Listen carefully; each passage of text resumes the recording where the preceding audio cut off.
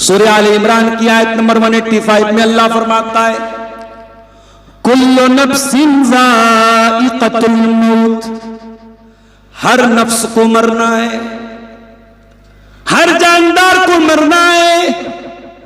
बाप को भी मरना है, बेटे को भी मरना है। बाप नहीं जानता कि पहले वो मरेगा और बेटे उसके मरने का शोक मनाएंगे, गम मनाएंगे, या पहले बेटा मर जाएगा और बेटे के जाने का वो दुख उठाएगा। हम तो ये भी नहीं जानते। अरे ये तो बड़ी दूर की बात है, कब मरेगा। कुरान क्या कहता है, वमा तदरी नफ्सुन बिअय्यि अर्दिन तमूत, तुम कब मरोगे ये तो छोड़ दो, तुम कहां मरोगे, कौन सी जगह मरोगे। इसी कटिहार के घसिया घाट के मौलाना अब्दुल बासित रमजान में चंदा करने केरल गए, साउथ इंडिया गए और ट्रेन पर चढ़ते हुए गिर गए और रेलवे की पटरी पर गिरे, हार्ट अटैक आया, इंतकाल हो गया। आप बिहार के कटिहार के इलाके के हैं, मगर मौत साउथ इंडिया में हो रही है। हैदराबाद से हज उमरा करने लोग गए, पूरी 17 लोगों का परिवार गया, एयरपोर्ट पर फोटो भी खिंचवाया, वहां मक्के में पहुंचे, तवाफ भी किया, सारा अरकान अदा किया। मक्का से मदीना जा रहे थे, लग्जरी बस थी, आरामदेह बस थी, आराम से एसी चल रहा है, आराम से सो रहे हैं। सामने से डीजल का टैंकर आता है और बस डीजल के टैंकर में टकरा जाती है और बस के सारे मुसाफिर जलकर खाक हो जाते हैं, ऑन द स्पॉट मर जाते हैं। 17 लोगों का परिवार भी उसमें मारा जाता है। बाप भी मर गया, बेटा भी मर गया, दादा भी मर गया, पोता भी मर गया, छोटे छोटे बच्चे भी इंतकाल कर गए। अल्लाह कहता है, वमा तदरी नफ्सुन बिअय्यि अर्दिन तमूत, तुम नहीं जानते तुम कहां मरोगे। जिसकी जहां मौत लिखी रहती है, मौत उसको लेके वहां जाती है। हमारे एक दोस्त थे मुंबई में, उत्तर प्रदेश के रहने वाले थे, मौलाना अब्दुल रहमान सलफी। 2-3 साल पहले का वाकया है। मुंबई में एक मस्जिद में इमामत कराते थे, पूना में उनका प्रोग्राम था। उनके साथ साथ शेख शमीम फौजी का भी प्रोग्राम था। दोनों लोग पूना जाते हैं। प्रोग्राम खत्म हो गया। मौलाना अब्दुल रहमान ने शेख शमीम फौजी से कहा, मौलाना मुझे सुबह फजर की नमाज पढ़ानी है, मदरसे में पढ़ाना है, स्कूल में पढ़ाना है, मुझे मुंबई जाना पड़ेगा। मौलाना ने कहा, रात बहुत हो गई है, मैं नहीं जाऊंगा, आप चले जाइए। उन्होंने जिद किया कि नहीं आप चलिए मेरे साथ, मैं अकेले नहीं जाना चाहता। मौलाना ने कहा, मेरा मन घबरा रहा है, मैं रात में नहीं जाऊंगा। वहां से शेयरिंग टैक्सी चलती है। अब्दुल रहमान सलफी साहब ने टैक्सी, जो शेयरिंग टैक्सी चलती है, वो टैक्सी का उन्होंने किराया दिया। उसमें 5-6 लोग जो टैक्सी में बैठते हैं, सारे लोग बैठे। रात का समय था, ड्राइवर पूरी स्पीड में गाड़ी चला रहा था। हाईवे पर उसकी गाड़ी एक खंबे से टकराती है और एक्सीडेंट होता है। और इतना भयानक एक्सीडेंट होता है कि कार में बैठे हुए सारे, एक आदमी को छोड़ के सारे लोगों का इंतकाल हो जाता है। मौलाना अब्दुल रहमान सलफी की डेड बॉडी देखने के लायक नहीं बची, सर फट जाता है, चेहरा फट जाता है। आप सोचिए मेरे भाई, शेख शमीम फौजी उनके साथ गए थे, मगर उन्होंने माजरत कर ली, मैं नहीं जाऊंगा। लेकिन इनको वापस आना था। जिसकी मौत जहां लिखी थी, मौत उसको खींच करके वहां लेके जाती है। कुल्लु नफ्सिन ज़ाइक़तुल मौत, मरना तो है तुमको, हर इंसान को मरना है, हर जानदार को मरना है। कब मरना है नहीं मालूम, कहां मरना है नहीं मालूम, मरने का बहाना क्या होगा नहीं मालूम। अच्छा खासा इंसान मर जाता है, कई सालों से बिस्तर पड़ा हुआ इंसान चलता रहता है। कई घरों में देखा गया, बाप बीमार है, बाप अभी बिस्तर पड़ा है, बाप के मरने के पहले बेटा मर जाता है। इसी कटिहार में एक जगह, एक गांव में लोगों ने बताया, छोटा बच्चा था, हाईवे पर खेल रहा था, गाड़ी आई, उसको एक्सीडेंट कर गई, बच्चा ऑन द स्पॉट मर गया। तो मौत को इससे कोई मतलब नहीं है। आपके माँ बाप आपके जाने के बाद कितना रोएंगे, आपकी बीवी का क्या होगा, आपके बच्चों का क्या होगा, आपके बिजनेस का क्या होगा, आपकी नौकरी किसको मिलेगी, आपकी कमी किसको खलेगी, मौत को इससे कोई मतलब नहीं। कुल्लु नफ्सिन ज़ाइक़तुल मौत, हर नफ्स को मौत का मजा चखना है। लेकिन ऐ मेरे बंदो, कहीं तुम्हारे दिमाग में ये गलत फहमी न जन्म ले ले कि मरने के बाद तो काम खत्म हो जाएगा। वमा तदरी, फरमाया कुल्लु नफ्सिन ज़ाइक़तुल मौत व इन्नमा तुवफ़्फ़ौना उजूरकुम यौमल क़ियामा। तुम जो भी अमल करके जाओगे, अच्छा अमल करोगे या बुरा अमल करोगे, उसका पूरा पूरा बदला तुमको क़यामत के दिन चुकाना पड़ेगा। नेक अमल करोगे, फमन यामल मिस्काला ज़र्रतिन खैरन यरा, क़यामत के दिन उसको भी अपने सामने देख लोगे। वमन यामल मिस्काला ज़र्रतिन शर्रन यरा, जर्रा बराबर तुमने पाप किया होगा, गुनाह किया होगा, चाहे बंद कमरे में किया हो, चाहे माँ बाप के सामने किया हो, चाहे माँ बाप की गैर मौजूदगी में किया हो, चाहे अपने उस्ताद के सामने किया हो, चाहे अपने उस्ताद की गैर मौजूदगी में किया हो, चाहे लाइट ऑन करके किया हो, चाहे लाइट ऑफ करके किया हो, जो भी तुमने गुनाह किया है तुम्हारे सामने आएगा और क़यामत के दिन तुमको पूरा पूरा बदला दिया जाएगा। फमन ज़ुज़िया अनिन नार, अब जरा गौर से सुनना दिलारपुर वालों, कामयाबी क्या है अल्लाह बयान कर रहा है। फमन ज़ुज़िया अनिन नारी व उदखिलल जन्नत फ़क़द फ़ाज़, जो जहन्नम की आग से बच जाएगा, हाय हाय, जो जहन्नम की आग से बच जाएगा और जो जन्नत में चला जाएगा वही कामयाब होने वाला है। फमन ज़ुज़िया अनिन नार, जिसको जहन्नम की आग से बचा लिया जाएगा, वो उदखिलल जन्नता, और जिसको जन्नत में दाखिल कर दिया जाएगा, फ़क़द फ़ाज़, वही कामयाब होने वाला है। अल्लाह की कसम मेरे भाइयों, ये जलसे जो हो रहे हैं और इन जलसों में पढ़ने वाले छोटे छोटे बच्चों की तालीम के लिए जो आपसे पैसे लिए जा रहे हैं, ये इसी कामयाबी के लिए आपको तैयार किया जा रहा है, कोई और मकसद नहीं है। आप जहन्नम की आग से बच जाएं और जन्नत में दाखिल हो जाएं, यही मकसद है इन मदरसों का, यही मकसद है इन जलसों का, यही मकसद है इन तकरीरों का। फमन ज़ुज़िया अनिन नारी, आप गरीब हैं, आपके पास ढंग का कपड़ा नहीं, ढंग का मकान नहीं, लेकिन अल्लाह ताला कल क़यामत के दिन अगर आपको जहन्नम की आग से बचा ले और जन्नत में दाखिल कर दे, फ़क़द फ़ाज़ा, तो आप कामयाब हैं।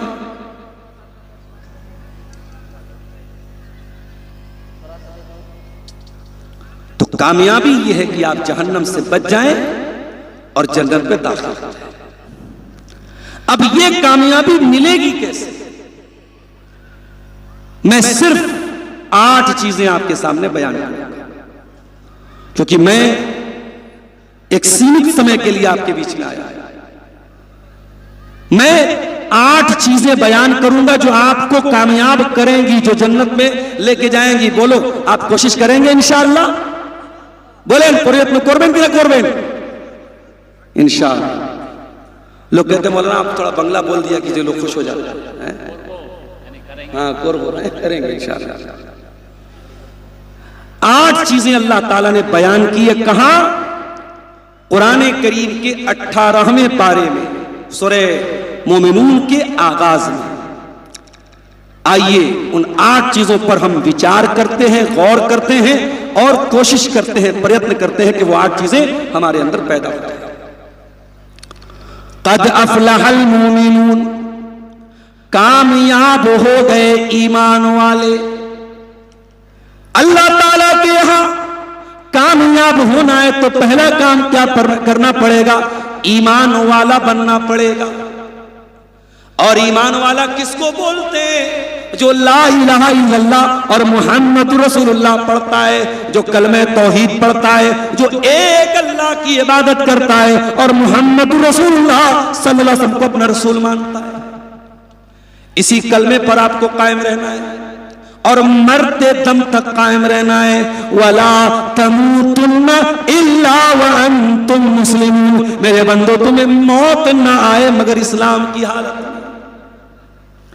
मेरे प्यारे साथियों, आज दुनिया की मोह माया में पड़ के शायद ईमान की वैल्यू आपको पता ना हो और शायद कभी आपको ऐसा लगता हो जैसे कोई हिंदू है, जैसे कोई सिख है, जैसे कोई ईसाई है, वैसे ही हम मुसलमान हैं, हमारा एक मजहब है, उनमें और हमें कोई अंतर नहीं है। मेरे प्यारे साथियों, ये ईमान कितनी बड़ी दौलत है, शायद आपको इसका अंदाजा नहीं है। जब आप अल्लाह ताला के यहां जाएंगे और इस ईमान की बदौलत अल्लाह ताला आपको जन्नत में दाखिल करेगा, तो जन्नत में जाने के बाद जन्नती कहेगा वक़ालुल हम्दुलिल्लाहिल्लज़ी हदाना लिहाज़ा, ऐ अल्लाह तेरा शुक्र है, तेरा करम है कि तूने हमको हिदायत से नवाजा था, तूने हमको ईमान से नवाजा था। वमा कुन्ना लिनहतदिया लौला अन हदाना अल्लाह, ऐ अल्लाह हम खुद से ईमान लाने की क्षमता नहीं रखते थे। अरे हमको ईमान लाने के लिए कोई मेहनत नहीं करी, हमारा बाप मुसलमान, हमारा दादा मुसलमान, हमारे खानदान मुसलमान, हम मुसलमान के घर में पैदा हुए, आपको बैठे बिठाए ये नेमत मिल गई। इसीलिए दुआ किया करो तो अपने माँ बाप के लिए भी दुआ किया करो कि उनके जरिए तुम्हें इस्लाम मिला है। माँ बाप मुसलमान थे, उनके घर में तुम पैदा हुए, तुम मुसलमान थे, तुम्हें इस्लाम लाने के लिए कोई संघर्ष नहीं करना पड़ा, कोई स्ट्रगल नहीं करना पड़ा, कोई मेहनत नहीं करनी। ये ईमान कितनी बड़ी दौलत है मेरे साथ। कुरान कहता है इन्नल्लज़ीना कफ़रू व मातू व हुम कुफ़्फ़ारुन फ़लन युक़बला मिन अहदिहिम मिल्उल अर्ज़ि ज़हबा, जो लोग ईमान के बगैर दुनिया से चले जाएंगे, जो कुफ्र की हालत में, जो शिर्क की हालत में दुनिया से चले जाएंगे, कल क़यामत के दिन वो जमीन भर के सोना भी अगर लेके आ जाएं, फ़लन युक़बला मिन अहदिहिम, उनका सोना अल्लाह ताला कबूल नहीं करेगा। अभी आज मैं इस देश के बहुत बड़े अरबपति का एक वीडियो देख रहा था। इस देश का एक बहुत बड़ा अरबपति है, उसके घर में कोई संत आए, कोई महात्मा आए, वो और उसकी बीवी उस संत की इबादत कर रहे थे, उसके आगे सजदा कर रहे थे। करोड़ों की दौलत है, अरबों की दौलत है, मगर तौहीद नहीं है, ईमान नहीं है। मैं समझता हूं उस अरबपति से बेहतर आपके दिलारपुर का वो गरीब मुसलमान है, जिसके पास रहने को एक झोपड़ी है, खाने को सादा खाना है, पहनने को ढंग का कपड़ा नहीं है, मगर उसके पास ईमान की दौलत है। कुरान क्या कहता है, तुम जमीन भर के सोना भी लेके आ जाओ, तुम इस ईमान अगर तुम्हारे पास नहीं है तो तुम जहन्नम की आग से अपने आप को नहीं बचा सकते हो।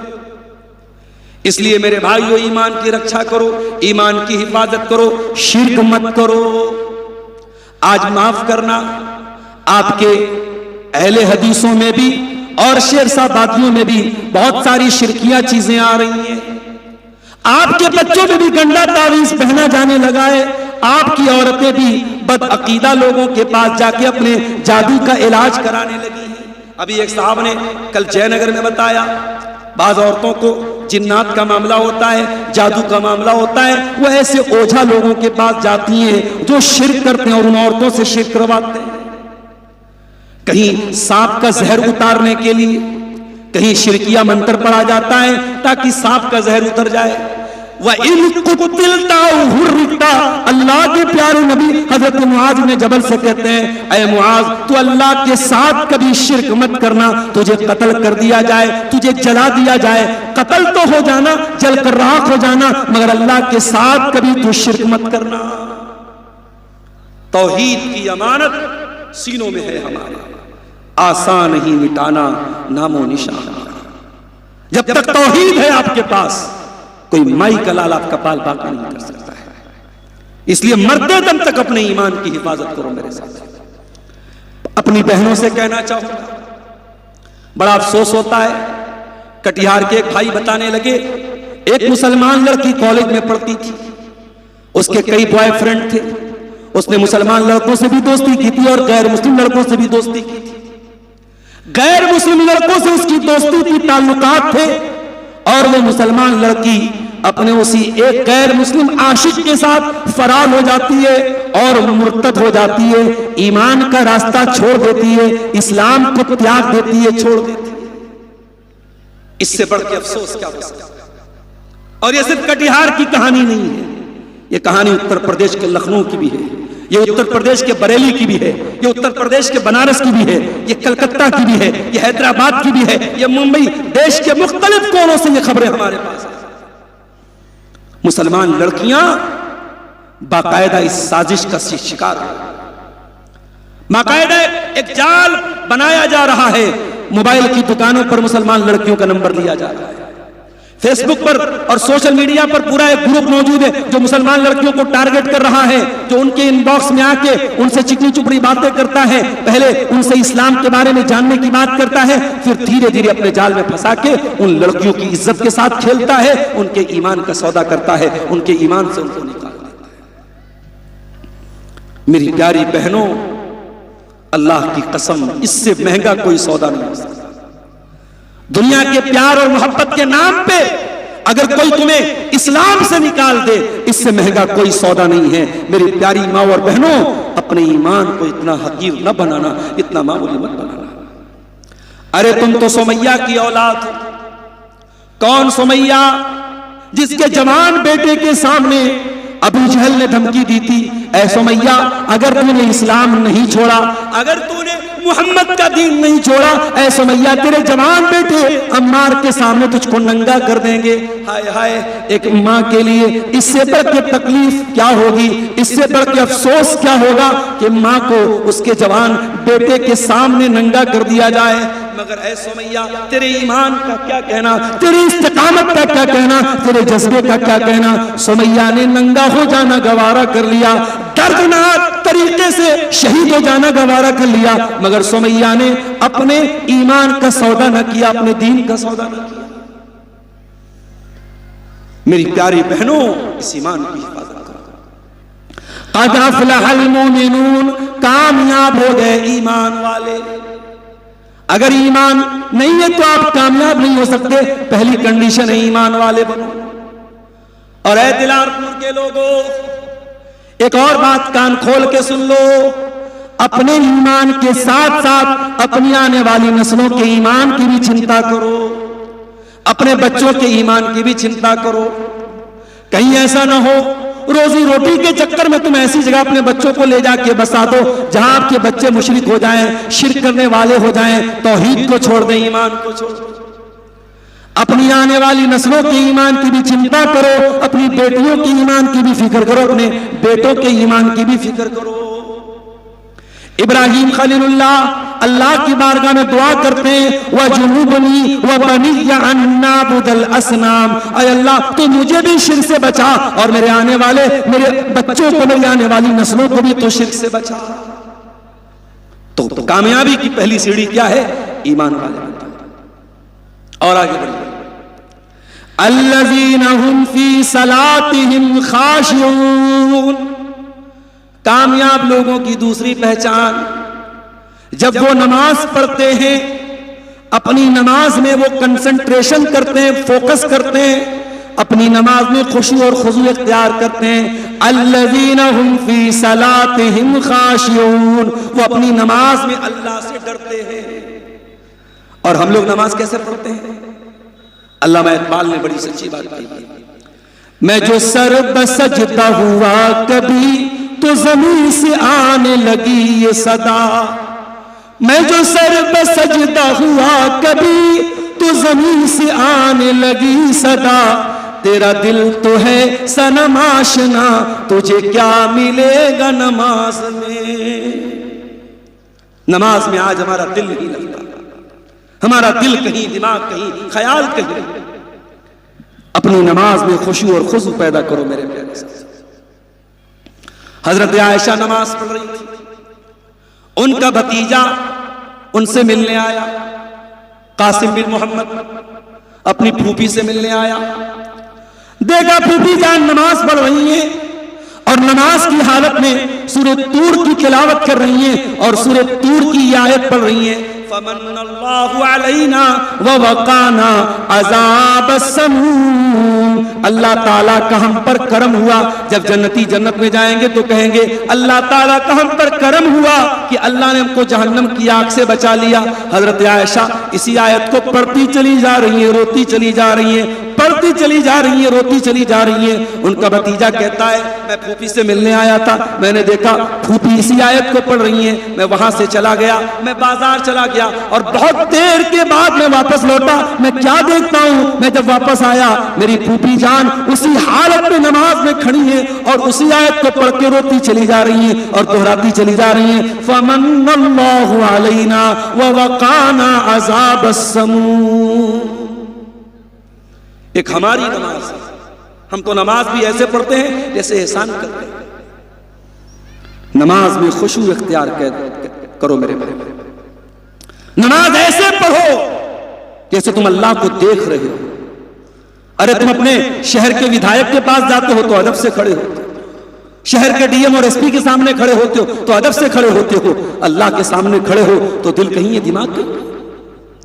कुरान कहता है फवैलुल लिल मुसल्लीन अल्लज़ीना हुम अन सलातिहिम साहून अल्लज़ीना हुम युराऊन। ऐसे नमाज पढ़ने वालों के लिए बर्बादी है जिनका दिल नमाज में नहीं लगता है, जो लोगों को दिखाने के लिए नमाज पढ़ते हैं। तो कामयाब की पहचान, दूसरी पहचान क्या बताई अल्लाह ने, अल्लज़ीना हुम फी सलातिहिम खाशिऊन, जो अपनी नमाज में खुशू और खुजू इख्तियार करते हैं। और यही से एक सबक मिला, अगर आपकी नमाज आपको बेहयाई से नहीं रोक रही, अगर आप नमाज पढ़ रहे और फिर भी मोबाइल पर गंदा वीडियो देख रहे, अगर आप नमाज पढ़ रहे हैं और फिर भी लड़कियों से आपके नाजायज ताल्लुकात जन्म ले रहे हैं, आप नमाज पढ़ रहे और फिर भी बेहयाई के काम कर रहे हैं, इसका मतलब ये हुआ कि आपकी नमाज वर्क नहीं कर रही है, काम नहीं कर रही। क्यों? क्योंकि नमाज अगर सही होती तो नमाज आपको बेहयाई से रोकती। इन्नस्सलात तन्हा अनिल फहशाई वल मुनकर, नमाज बेहयाई से रोकती है। अगर आपकी नमाज बेहयाई से नहीं रोक रही है, इसका मतलब कि आपकी नमाज सही नहीं है, खुशी और खुजू वाली नमाज नहीं है मेरे साथ। तीसरी चीज वल्लज़ीना हुम अनिल लग़्वी मुरिदून, और कामयाब लोगों की तीसरी पहचान यह है वो लघु चीजों से बचते हैं। लघु किसको बोलते हैं? लघु का मतलब होता है माला फाइदत फीहि मिनल अक़वाली वल अफ़आल, हर वो चीज जो बेफायदा हो। मेरे नौजवानों, फेसबुक पर अब्दुल गफ्फार साहब की तकरीर आप सुनते हैं, मैं मानता हूं, कुरान और हदीस की बातें आप सुनते हैं, मैं मानता हूं, यूट्यूब पर आप अदनान प्रतापगढ़ी की नाती और नज़में सुनते हैं, मैं मानता हूं, आप अपने सोशल मीडिया अकाउंट के जरिए अच्छी बातें देख रहे हैं, सुन रहे हैं, मैं मानता हूं। लेकिन जरा गौर करना, अगर आप अपने मोबाइल के इस्तेमाल को अगर 100% में आप देखो कि आप अच्छा इस्तेमाल कितने % कर रहे हैं और खराब इस्तेमाल कितने % कर रहे हैं, आप कुरान और हदीस की बातों को सुनने में कितना समय लगा रहे हैं और गंदे वीडियोस देखने में कितना समय लगा रहे हैं, लड़कियों से चैटिंग में कितना समय लगा रहे हैं, फालतू चीजों को देखने में कितना समय लगा रहे हैं, आप % निकाल लो मेरे भाई। अब तो बड़ा तरक्की का दौर है, अब तो मोबाइल बता देगा आपने फेसबुक को कितना टाइम दिया, आपने व्हाट्सएप को कितना टाइम दिया, पूरा मोबाइल आपका डाटा आपको बता देगा। मेरे प्यारे साथियों, ये टाइम अल्लाह ताला की बहुत बड़ी नेमत है। इस टाइम को फेसबुक पर पास न करो, इसको सोशल मीडिया पर पास न करो। कुरान इसी टाइम की कसम खाता है, वल अस्र इन्नल इंसान लफी खुस्र, जमाने की कसम है, टाइम की कसम है, समय की कसम है, इंसान बहुत बड़े घाटे में है। जो समय का इस्तेमाल सही न करे, जो वक्त को बर्बाद करे, उससे ज्यादा खसारा उठाने वाला कोई नहीं है। इसलिए लघु चीजों से बचो। अगर आपका मोबाइल आपको नमाज से दूर कर रहा है तो यह भी लघु है। अगर आप फेसबुक के चक्कर में पड़ते अपने माँ का और अपने बाप का ख्याल नहीं कर रहे हो तो फेसबुक भी लघु है। अगर व्हाट्सएप के चक्कर में अपनी बीवी का हक अदा नहीं कर रहे हैं तो व्हाट्सएप भी लघु है। वो शायर ने बड़ी अच्छी बात कही है, क्या कहा है?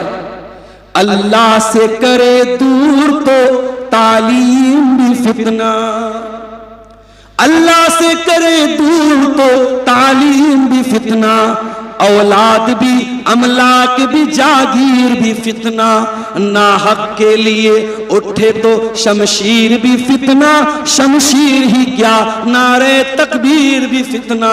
मेरे प्यारे साथियों, मोबाइल बहुत अहम चीज है, सोशल मीडिया बहुत जरूरी चीज है, लेकिन अगर आपकी ड्यूटी से आपको रोक रहा है, आपके असल काम से आपको रोक रहा है, आपके बाल बच्चों का हक मारा जा रहा है, आपकी बीवी का हक मारा जा रहा है, तो छोड़ दो ऐसा मोबाइल, छोड़ दो ऐसी चीज। डॉक्टरों ने रिसर्च किया है, अगर 3 दिन के लिए आप मोबाइल को इस्तेमाल करना बंद कर दें, जो 3 दिन आप मोबाइल को दे रहे हैं, 3 दिन आपका मोबाइल इस्तेमाल बिल्कुल बंद कर दे, मोबाइल को किनारे कर दे, वो 3 दिन में आपका जो दिमाग है वो ज्यादा अच्छा काम करता है, दिमाग ज्यादा खुल जाता है। आज मोबाइल ने हमारे दिमागों को पैक कर दिया है। तो कामयाब होना है तो लघु चीजों को छोड़ो। अब लघु में सारी चीजें आ गई। लोग बोलते मौलवी साहब लूडो खेलना कैसा है, कैरम खेलना कैसा है, फला गेम खेलना कैसा। मैं कहता हूं जिस गेम से आपके दिमाग को कोई फायदा ना हो, आपकी बॉडी को कोई फायदा ना हो, कोई फिजिकल एक्टिविटी ना हो, कोई मेंटल एक्टिविटी ना हो, हर ऐसा गेम लघु है और लघु चीजों के चक्कर में।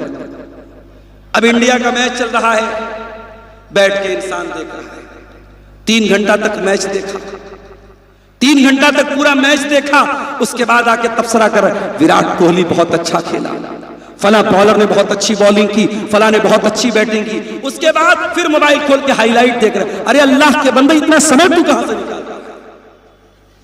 वल्लज़ीना हुम मिन लग़्व मुरज़ून। कामयाब होना है तो हमें बेफायदा चीजों से, लघु चीजों से अपने दामन को बचाना पड़ेगा। और आगे बढ़िए, चौथी चीज, वल्लज़ीना हुम लिज़्ज़काति फ़ाइलून। और कामयाब है वो लोग जो अपने माल की सही ज़कात निकालते हैं। कल जयनगर के प्रोग्राम में मैंने ज़कात पे तकरीर की थी। आज हर आदमी को गौर करना चाहिए उसके पास कितना माल है और उसके माल पे कितनी ज़कात फर्ज होती है। अगर खेती बाड़ी कर रहा है, अगर धान की खेती है, अगर गेहूं की खेती है, अगर मकई की खेती है, अगर 7.5 कुंटल खेती पैदा हो रही है, उसकी ज़कात कितनी हो रही है और वो ज़कात निकाल रहा है या नहीं निकाल रहा है, हर आदमी को कैलकुलेट करना चाहिए।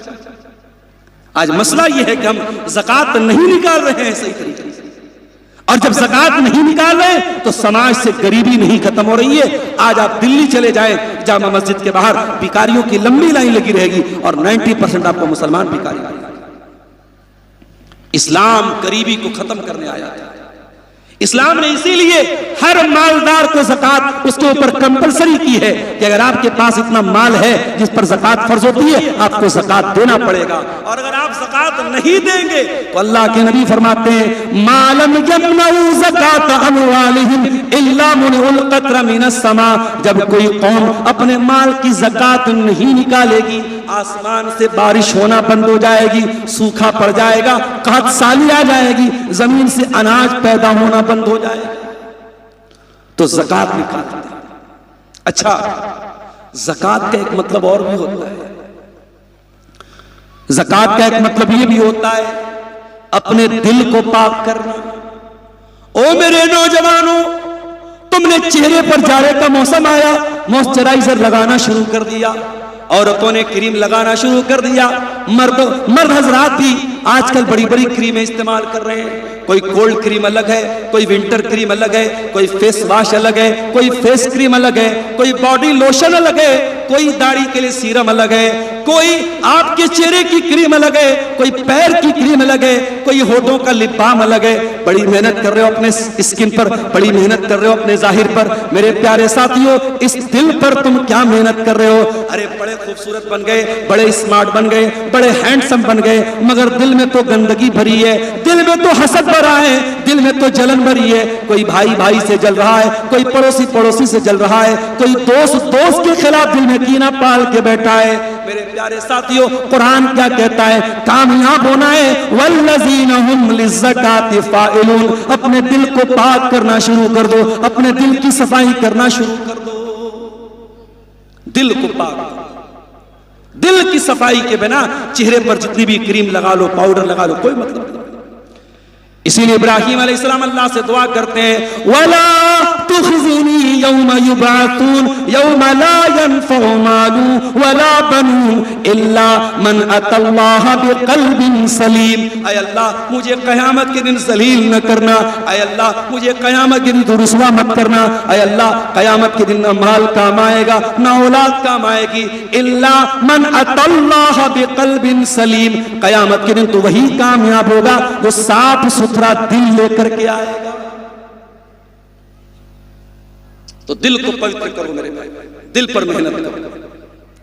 और आगे बढ़िए, 4 चीजें हो गई। नंबर 5, वल्लज़ीना हुम लिफ़ुरूजिहिम हाफ़िज़ून। और कामयाब लोगों की 5वीं पहचान, वो अपनी शर्मगाह की हिफाजत करते हैं। क्या मतलब? शर्मगाह की हिफाजत का क्या मतलब? क्या वो शादी नहीं करते? क्या वो बीवी का हक अदा नहीं करते? क्या उनके अंदर से सेक्सुअल डिजायर निकल जाती है? क्या अल्लाह ताला मर्द के अंदर से मर्दानगी की ख्वाहिश निकाल देता है? क्या औरत के अंदर से औरत की ख्वाहिश निकाल देता है? नहीं नहीं, ये मतलब नहीं है। फरमाया वल्लज़ीना हुम लिफ़ुरूजिहिम हाफ़िज़ून। कामयाब बंदे वो हैं जो अपनी शर्मगाह की हिफाजत करते हैं। इल्ला अला अज़वाजिहिम, वो अपनी बीवियों के साथ, और अगर बीवी है तो अपने शौहर के साथ अपनी जायज ख्वाहिशात को पूरा करते हैं। अल्लाह, ये है हमारा दीन। हमारा दीन रहबानियत नहीं सिखाता है। हमारा दीन ये नहीं सिखाता है आप शादी मत करो। अगर आपके पास शादी करने की क्षमता है तो शादी करना जरूरी है आपको। अल्लाह के नबी फरमाते हैं, या माशर शबाबी मन इस्तता मिनकुमुल बाता फलयतज़व्वज फइन्नहु अग़ज़्ज़ु लिलबसर व अहसनु लिलफर्ज। ऐ नौजवानों, अगर तुम शादी करने की क्षमता रखते हो, अगर बीवी का हक अदा कर सकते हो, अगर शारीरिक रूप से जिस्मानी एतबार से शादी के काबिल हो और अपनी बीवी का खर्चा उठा सकते हो, तो निकाह कर लो, शादी कर लो। फइन्नहु अग़ज़्ज़ु लिलबसर व अहसनु लिलफर्ज। जब तुम शादी कर लोगे तो तुम्हारी शर्मगाह की हिफाजत होगी और तुम्हारी आंखें झुक जाएंगी। निकाह करो, मगर आप निकाह कैसे करेंगे? आपको तो हल्दी की रस्म निभाना है, मंगनी की रस्म निभाना है, 300 बारातियों को खिलाना है, जहेज देना है, दुनिया भर के रस्मों रिवाज करना है। अंजाम क्या है? 30-30 साल की, 40-40 साल की लड़कियां हो रही हैं, लड़के हो रहे हैं, शादी नहीं हो रही। कौन जिम्मेदार है? इन लड़कियों का बाप जिम्मेदार है, इन लड़कों के माँ बाप जिम्मेदार है। निकाह को सरल बनाओ, निकाह को आसान बनाओ, निकाह को मुश्किल मत बनाओ मेरे साथ। ये दौर सहाबा का दौर नहीं है, ये दौर 2025 का दौर है, 2026 आने वाला है। दुनिया में ज़िना बहुत आम हो रहा है, नंगापन बहुत आम हो रहा है। अगर अपनी जवान नस्ल को बचाना है ज़िनाकारी से और बदकारी से, कुरान कह रहा है उनका निकाह कराओ, इल्ला अला अज़वाजिहिम, ताकि इंसान, एक बालिग इंसान, एक जवान इंसान अपनी ख्वाहिशात को सही तरीके से पूरा कर सके। इस्लाम आपको रहबानियत नहीं सिखाता है। एक सहाबी थे, उनका नाम था अम्र बिन आस। उन्होंने अपने बेटे की शादी की। बेटे का नाम था अब्दुल्ला बिन अम्र बिन आस। बेटे की शादी हो गई, बेटा रात में तहज्जुद पढ़ रहा है, दिन में रोजा रख रहा है, बीवी के पास जाता ही नहीं। शादीशुदा औरत अगर ससुराल में है और शौहर उससे दूर है तो बीमार पड़ जाएगी। इसीलिए जो लोग बीवी से शादी करके दुबई भाग जाते हैं, सऊदी भाग जाते हैं, मैं कहता हूं बिल्कुल गलत कहता हूं। भाई कम पैसा कमाओ, लेकिन शादी होगी तो बीवी को अपने साथ लाओ। और बात आई है तो सुन लो, इन मदरसों के टीचरों को जो तुम फैमिली से दूर रखते हो, चुल्लू भट्टारी में डूब मरना चाहिए। अरे जब तुम अपने मस्जिद के इमाम के लिए कमरा बनाते हो तो एक फैमिली क्वार्टर क्यों नहीं बनाते हो, ताकि वो इमाम अपनी फैमिली के साथ रह सके। माफ करना, बहुत सी बातें मैं खुल के बयान नहीं कर सकता, मगर समाज में बहुत सारी जो घटनाएं होती हैं उसके जिम्मेदार भी हम। इन मदरसों के टीचरों को फैमिली से क्यों दूर रखा जा रहा है? इन मस्जिदों के इमामों को क्यों फैमिली से दूर रखा जा रहा है? शादीशुदा इंसान अपनी बीवी से दूर रहेगा तो बहुत सारे मसले खड़े होंगे, और आज मसले खड़े हो रहे हैं। इसलिए अल्लाह के नबी फरमाते हैं, शादी करो, शादी को आसान करो। और जब निकाह हो जाए तो कुरान क्या कहता है, लितस्कुनु इलैहा, ताकि मियां बीवी एक दूसरे से सुकून हासिल करें, सुकून हासिल करें। जिना करने वाला कभी सुकून नहीं पाएगा, हराम रिलेशनशिप रखने वाला, नाजायज ताल्लुकात बनाने वाला कभी सुकून नहीं पाएगा। उसकी इच्छाएं तो पूरी हो जाएंगी, लेकिन अल्लाह ताला उसके दिल को कभी सुकून नहीं देगा। मेरे भाइयों, अगर सुकून है तो निकाह के अंदर है, जिना के अंदर कभी सुकून नहीं हो सकता।